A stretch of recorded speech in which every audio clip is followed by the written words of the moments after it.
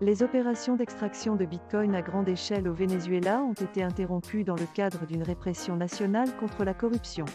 La Superintendencia Nacional de Criptoactivos, chargée de l'octroi de licences aux entreprises de cryptographie et de la réglementation des crypto-monnaies, est au centre de l'enquête, qui se concentre sur les actifs manquants de la société pétrolière et gazière nationale Petróleos de Venezuela, et sa plusieurs responsables de PDVSA et du Sunacrip, dont la présidente du Sunacrip Josely Ramirez, ont été arrêtés parce qu'ils étaient soupçonnés d'être impliqués dans un stratagème de corruption. L'enquête s'est également étendue aux installations civiles d'extraction de Bitcoin, la police nationale anticorruption vérifiant que les mineurs se conforment aux politiques cryptographiques de l'administration Maduro et n'ont aucun lien avec le complot de corruption. En conséquence, des centaines de mineurs de Bitcoin ont été contraints de se déconnecter et les entreprises de cryptographie au Venezuela ont suspendu leurs activités, ce qui a entraîné une perte de millions de dollars en opportunités commerciales. L'avenir de l'industrie cryptographique vénézuélienne reste incertain.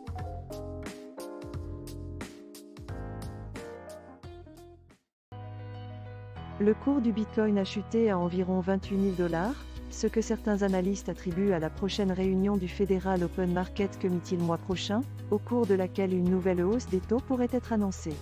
D'autres soulignent que l'incertitude réglementaire, les difficultés bancaires et les craintes de contagion sont des facteurs contributifs.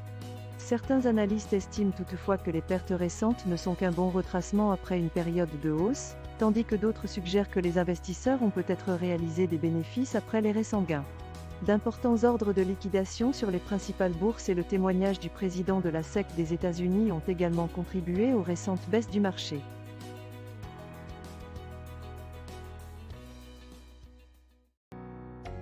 La valeur du Bitcoin est tombée en dessous de 28 000 $ au cours d'une crise de 2 jours.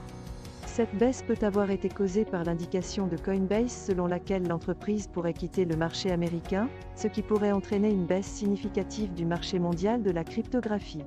L'Ether est également tombé à son point le plus bas en une semaine, les deux crypto-monnaies ayant chuté au cours des 7 derniers jours.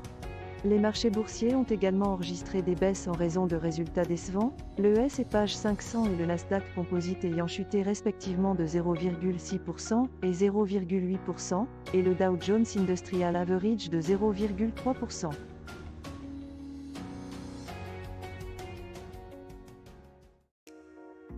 La récente évolution inattendue du marché des crypto-monnaies a suscité des discussions sur la gestion des risques lors de l'investissement dans des actifs numériques. David Schwartz, directeur technique chez Ripple, soutient l'idée de réduire les risques et note qu'elle est rationnelle et intelligente. Les conditions actuelles du marché mettent en évidence la volatilité du marché des crypto-monnaies et l'importance de la gestion des risques. Bien que l'avenir du XRP et du reste du marché de la cryptographie ne soit pas clair, la réduction des risques est une approche raisonnable pour minimiser les pertes.